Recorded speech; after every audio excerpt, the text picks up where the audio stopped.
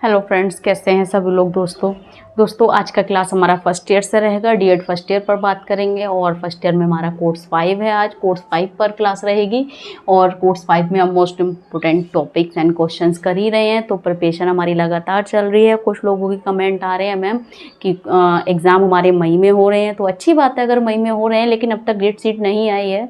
ठीक है ना, चलो अच्छा है अगर मई में हो जाए। 1 वीक निकल चुका है मई का भी अगर हम बात करें तो। ठीक है, तो कोई दिक्कत नहीं है, हमारे एग्ज़ाम कभी भी हो, किसी भी टाइम हो, प्रिपरेशन हमारी चल ही रही है। अभी गैप हो गया था, अब अगर जल्दी होंगे एग्ज़ाम तो फास्ट करेंगे प्रिपरेशन, टेंशन लेने की ज़रूरत नहीं है। अच्छे से प्रिपरेशन करेंगे, अच्छे से तैयारी करेंगे और अच्छे से एग्ज़ाम देना। ठीक है, तो चलिए स्टार्ट करते हैं आज का क्लास। डीएड फर्स्ट ईयर पर करेंगे, कोर्स 5 रहेगा हमारा। यूनिट फर्स्ट पर आ जाइए। 1.1 पाठ्यचर्या का अर्थ और अवधारणा को परिभाषित कीजिए। पाठ्यचर्या के अर्थ और अवधारणा को परिभाषित कीजिए। 5 नंबर के लिए मोस्ट इंपोर्टेंट रहेगा। यूनिट फर्स्ट एक ऐसी यूनिट है जिसमें पूरे सभी पॉइंट्स मिलाकर यूनिट्स के एक क्वेश्चन 10 नंबर का आए। कैसे, अभी बताया जाएगा। यूनिट 2.1 है, 1.1 है पाठ्यक्रम विकास के सिद्धांत, 5 नंबर के लिए, ये भी 5 नंबर के लिए है। 1.3 पाठ्यक्रम के प्रकार लिखिए, तो पाठ्यक्रम के प्रकार भी 5 नंबर में पूछेगा। ये 2 नंबर के लिए भी मोस्ट इंपोर्टेंट हो सकते हैं। 1.4 पाठ्यक्रम संचालन के दृष्टिकोण लिखिए, 5 नंबर में पूछेगा। ठीक है, 1.5 है विविध शिक्षण आवश्यकता वाले छात्रों के लिए पाठ्यक्रम विकसित करने पर विचार करने योग्य महत्वपूर्ण बिंदुओं को लिखिए। तो ये प्रश्न आपको आएगा 5 नंबर में। ठीक, अच्छा 10 नंबर का प्रश्न कैसे बनेगा? 10 नंबर का प्रश्न आपका इस तरीके से बनेगा यूनिट फर्स्ट से कि पाठ्यचर्या के अर्थ को परिभाषित करते हुए पाठ्यक्रम विकास के सिद्धांतों की व्याख्या कीजिए एवं प्रकारों को लिखिए और पाठ्यक्रम संचालन के दृष्टिकोणों को समझाइए। 10 नंबर में ये प्रश्न आपको इस तरीके से आ जाएगा। यानी कि यूनिट फर्स्ट हमारी बहुत ज़्यादा मोस्ट इम्पोर्टेंट है, 5 नंबर के लिए भी और 10 नंबर के लिए भी। तो यूनिट आप फर्स्ट बहुत अच्छे से प्रिपेयर कर लें, क्योंकि यूनिट फर्स्ट में से क्वेश्चन कम से कम 99% तक आपको मिलेंगे। ठीक, यूनिट फर्स्ट आपके कोर्स 5 के लिए बहुत ही ज़्यादा मोस्ट इम्पोर्टेंट रहेगी। यूनिट 2 पर आ जाते हैं। 2.1 है पाठ्यक्रम के मॉडल और विभिन्न शैक्षिक सेटिंग में उनका अनुप्रयोग एवं पाठ्यक्रम विकास में प्रौद्योगिकी की क्या भूमिका है। अटक जाते हैं, प्रौद्योगिकी की क्या भूमिका है। ठीक है, इसमें आपको बताना है कि उसकी क्या भूमिका है, टेक्नोलॉजी की क्या भूमिका है।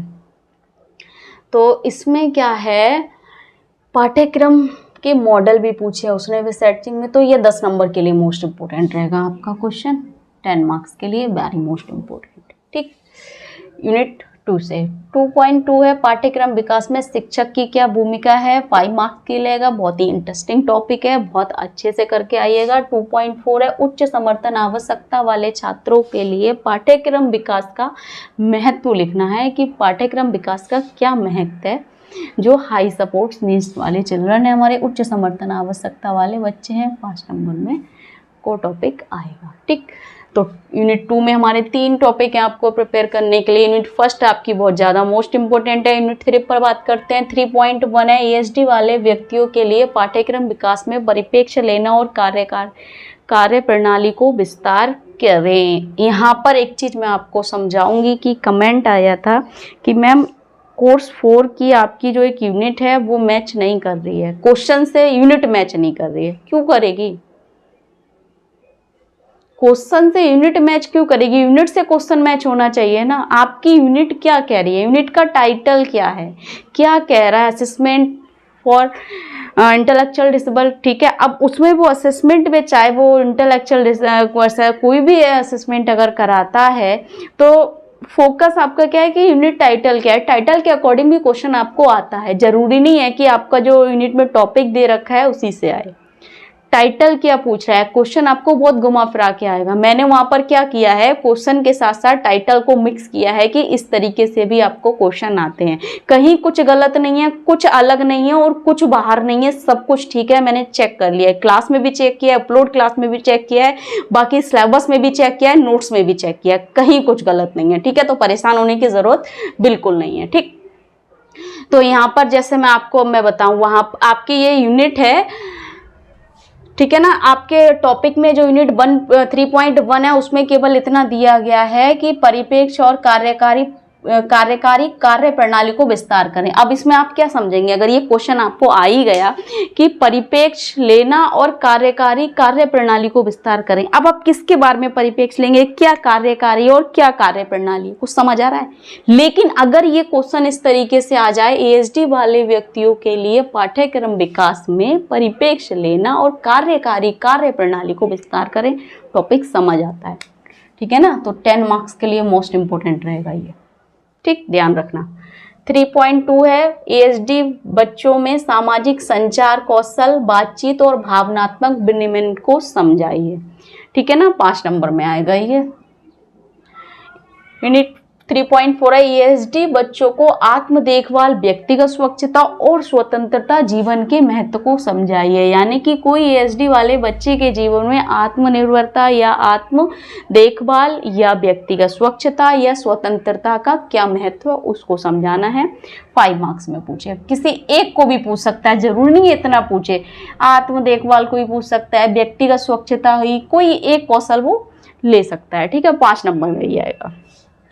लेकिन याद करना होगा कोई एक आएगा इनमें से। यूनिट 4 देखिए, 4.1 है, बौद्धिक विकलांगता वाले छात्रों के लिए पाठ्यक्रम डिजाइन की प्रक्रिया से आप क्या समझते हैं। यहाँ पर है बौद्धिक विकलांगता वाले छात्रों के लिए पाठ्यक्रम डिजाइन कीजिए, किस तरीके से करेंगे, क्या प्रक्रिया रहेगी उसको समझाना है, 5 नंबर में मोस्ट इंपोर्टेंट रहेगा।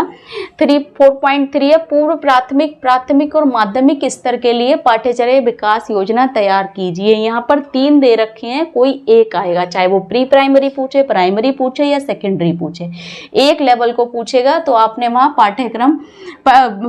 पाठ्यचर्या विकास योजना तैयार करके दिखानी है किसी एक लेवल के लिए, ठीक है। 10 मार्क्स में भी आ सकता है, 5 में भी आ सकता है, ठीक है।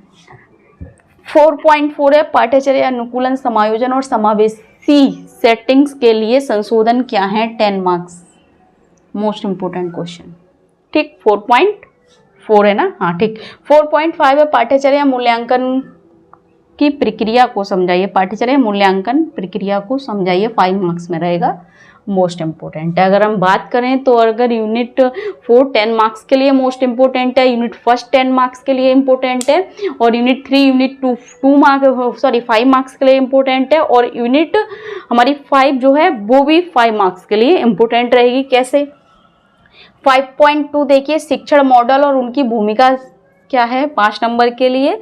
5.3 है आपका अनुदेशात्मक योजना के चरण लिखने हैं, 5 मार्क्स में। 5.4 है पिरामिड योजना बतानी है आपको, 5 मार्क्स में। 5.5 है पाठ्यचर्या अनुकूलन से आप क्या समझते हैं, 5 मार्क्स में, ठीक है। बहुत ही अच्छा पेपर है, बहुत अच्छे से प्रिपेयर कीजिएगा। ये देखिएगा कि पहले 5 मार्क्स में हमारा क्वेश्चन कहाँ है, ठीक है ना। 5 मार्क्स के लिए कौन कौन से ऐसे टॉपिक्स हैं जो हमने याद किए हैं, जो नहीं किया उन पे फोकस कीजिएगा। फिर 10 मार्क्स के टॉपिक कौन से हैं, क्योंकि प्रिपरेशन हम तभी अच्छे से कर पाते हैं जब हमें पता हो कि करना क्या है, कैसे करना है, ठीक है, कहाँ से करना है। अगर मैं इसके मटेरियल की बात करूँ तो कुछ टॉपिक्स हैं जो मैंने करा रखे हैं, कुछ नहीं भी कराए हैं, ठीक है ना। लेकिन कोशिश ये रहेगी कि एग्जाम के साथ साथ टॉपिक्स को भी क्लियर करते हुए चलें। तो ये टॉपिक आपको कोर्स 5 में भी मिलेगा, और अगर ओल्ड प्लेलिस्ट की मैं बात करूं तो पेपर 9 में भी मिलेगा। करिकुलम डेवलपमेंट पेपर 9 है ओल्ड पेपर का, एमआर का अगर बात करूं तो उसमें भी इसमें से कई सारे टॉपिक मिलेंगे, जैसे पाठ्यक्रम के प्रकार, पाठ्यक्रम के दृष्टिकोण, पाठ्यक्रम के सिद्धांत, ठीक है ना, ये सब उसमें भी मिलेगा। ये पाठ्यक्रम अनुकूलन से क्या समझते हैं ये उसमें मिल जाएगा, पिरामिड योजना, अनुदेशात्मक योजना, सब मिलेगा, ठीक है ना। ओल्ड प्लेलिस्ट में पेपर 9 में देखिए, ठीक है ना, और न्यू प्लेलिस्ट में कोर्स 5 में देखिए, आपको सारा टॉपिक्स मिल जाएंगे। टॉपिक्स आपको चाहिए होते हैं, पेपर से मतलब नहीं है, किसी चीज से मतलब नहीं है, टॉपिक क्या पूछ रहा है, क्वेश्चन क्या पूछ रहा है, आप उस पर ध्यान दीजिएगा, ठीक है। तो 5 आपका कोर्स 5 जो है क्लियर हो चुका है यहाँ पर। अब हमारा कोर्स 6 रहता है, उसके बाद जल्दी से क्वेश्चन सीरीज स्टार्ट करते हैं, फिर मॉडल पेपर करा देते हैं, प्रिपरेशन फिर क्या रिवीजन चल रही है हमारी, रहता क्या है, कुछ नहीं, ठीक है। बहुत अच्छे से अगर पेपर हमारे मई में हो जाए कोई टेंशन नहीं है। जितनी जल्दी पेपर आएंगे उतनी प्रिपरेशन फास्ट हो जाएगी हमारी, ठीक है। चाहे सेकेंड ईयर की सही चाहे फर्स्ट ईयर की रही, कोर्सेज यही रहेगी। जैसे अभी सेकेंड ईयर फर्स्ट ईयर की एक ही साथ कराई है, ऑल्टरनेटिव डेज में क्लासेस अपलोड हुई हैं, ऐसे ही आगे कराने की प्रक्रिया सोच रहे हैं कि ऐसे ही प्रक्रिया चले, ज़्यादा अच्छा है।